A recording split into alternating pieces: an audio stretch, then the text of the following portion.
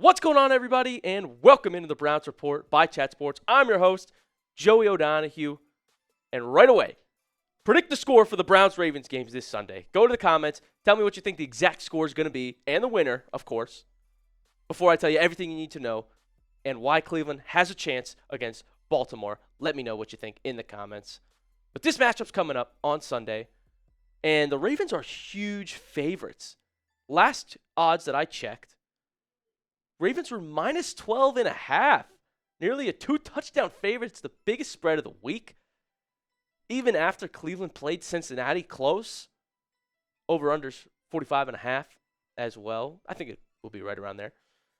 But that's disrespectful, wouldn't you say? Jerry Jeudy and Denzel Ward said that exact phrase today in their press conferences. They called the spread disrespectful. People are sleeping on the Cleveland Browns. They can contend. Look, Baltimore's a great team, I understand. And it might not be logistics and stats that tell you Cleveland can win, but there's a lot of other things that go into football. And the Baltimore Ravens are deciding to do their 30-year celebration at the game on Sunday with the Browns in town. I want to know how many of you guys are old enough to have maybe when that news actually came out that the franchise was moving. Well, Baltimore is going to celebrate that with the Browns in town. That's bulletin board material.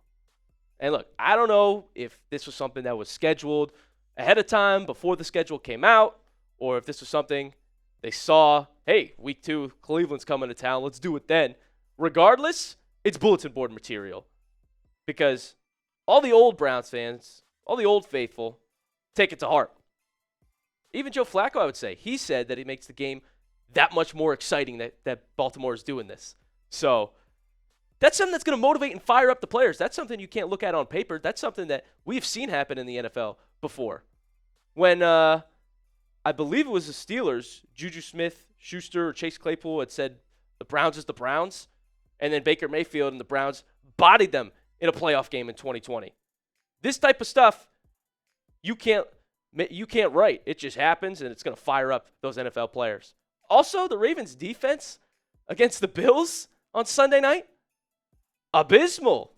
Like, there's weak spots on Baltimore. They're not a perfect team. They gave up 41 points to the Buffalo Bills, including a choke job, something that Lamar Jackson is great at, choking in big games. Ravens had a 15-point lead with over 4 minutes left in the game.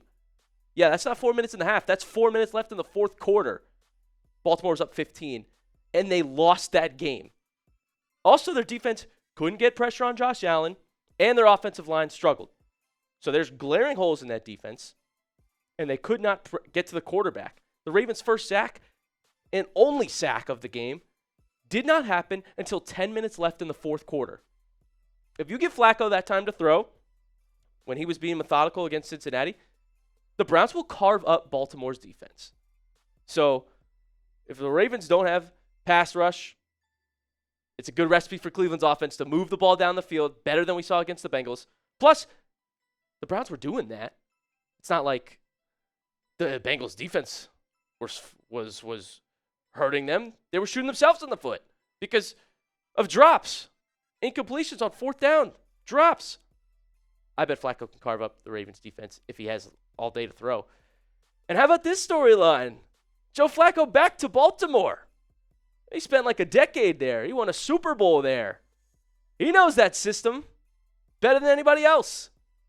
I think that's another good omen for Cleveland, that Flacco is going to play in Baltimore again. Probably vibes will be high for him. He'll be ready. He'll be motivated. And our receivers will be extra motivated because of the drops they had against the Bengals. Right? Like Jeudy, I'm sure, is kicking himself for some of those misses. So I do think that Cleveland will be motivated, ready to play for all those reasons above. In fact, Jeudy actually talked about this today and took a shot at the Ravens. He was asked, what challenges do the Ravens secondary present? He just goes, no challenges. That's it. That's the quote. He ended it there. I listened to it. I was like, that's funny. Judy's a confident man. He's another receiver that maybe has ego issues in people's minds, but he's talented, and there's no doubt about that. I love the the swag that he brings. He's just got to be a little careful. But this is awesome. They're not a threat at all. And like I said, their offensive line struggles. This is Daniel Falele just completely missing a block, putting his quarterback Lamar Jackson in harm's way. This wasn't the only time that Falele struggled against the Bills. Look at him absolutely turned around. He doesn't know where he's looking. Who is he blocking on this play? Look at him. He's making things hard on Lamar Jackson. And if there's one thing Cleveland has stronger than most teams in the NFL, it's defensive line. And if there's one player they have better than every other player in the NFL, it's Myles Garrett. Did you guys see this video of this Myles Garrett hit on Joe Burrow? That is a scary sight for Joe Burrow. Big 95 running at you full speed. He's breaking free. No one can get to him. It's the best pass rusher in the league. And Baltimore having offensive line problems, yeah, that's going to create problems for them against Cleveland's defensive line, who, like I said, is one of the best in all of football. Not only do you have Myles Garrett, but now Mason Graham is in that mix. Malik Collins is in that mix. Alex Wright. Aiden Huntington, who's more versatile than a lot of big defensive players in the league. He's taking snaps on offense. Isaiah McGuire, too, also had a sack on Burrow. Garrett and McGuire were ripping through the Bengals' offensive line. I think they can absolutely do that to the Ravens' O-line, too. And defensively as a whole, based on what I saw on Sunday, I would take the Browns' defense over the Ravens' defense. I mean, you got to admit that. Cleveland shut down one of the best offenses from last year. The Ravens gave up 41. And the defensive line is much better in Cleveland than it is in Baltimore. Ward is better than any corner than the Ravens have. Schlesinger turned out to be an absolute stud. I know the Ravens still have Kyle Van Noy and a couple other good impact players, but I think overall I'd take the Browns defense right now over Baltimore. It's the offense that makes the Ravens a little bit better. So which D are you taking? Pause. Type ball if you think the Ravens. Type Clee if you think the Browns defense. Which one would you rather have right now in the NFL? Like I said, I think Cleveland has a better argument as we speak. It's the offense that brings issues. Derrick Henry still looked like an absolute monster against the Bills. You look at the NFL's rushing leaders from week 1. Well, he's the top of the list. I mean, dude, how old is this guy? He's over 30 and he's 169 yards on the ground. Not only that, but after first contact, 104 yards. That's my concern. Is I think our defense is better, but their offense and quarterback is definitely ahead of Cleveland at the moment. And it begs the question, can we tackle Henry and hold Lamar in check? Tackling should be the biggest emphasis in practice this week for the Browns. Because Derrick Henry is going to be, if he gets past the defensive line, people are going to have to make plays. Our secondary is going to step up. Schlesinger, like I said, who had a great day. But if he's going to have to make one-on-one tackles with Derrick Henry, potentially. Like, it's a welcome to the league moment. A huge test for the rookie linebacker. And you look at who we've got back there. You know, Denzel Ward as one of the best cover corners in the league, but people try to talk about his tackling. One-on-one, can any of these guys handle Derrick Henry? We're going to need to play. They're going to need to play as a team. You're going to need to immediately track him, which Carson Schlesinger is great at, following the ball. And our defensive line is going to have to apply enough pressure where Henry doesn't get loose in the secondary. That's the key. Injury update for Cleveland is good, though.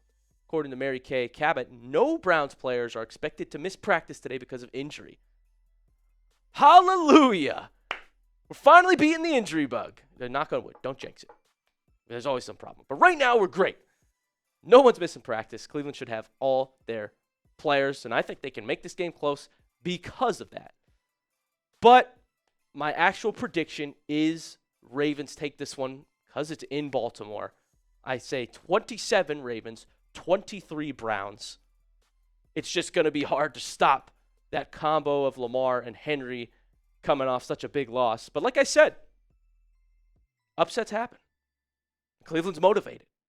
They should have won. They should have beat the Bengals. Anything can happen, but I'm going to go on record and have my prediction be Ravens 27-23. Like I said, I want to know what yours is in the chat. But thank you so much for tuning in. Give me one last prediction in the comments. Exact score. so we can go back and look at who's right. And thank you so much for tuning in to the Browns Report. We'll be live Sunday for Browns Ravens. Get excited because Browns football's here all season long. Thank you.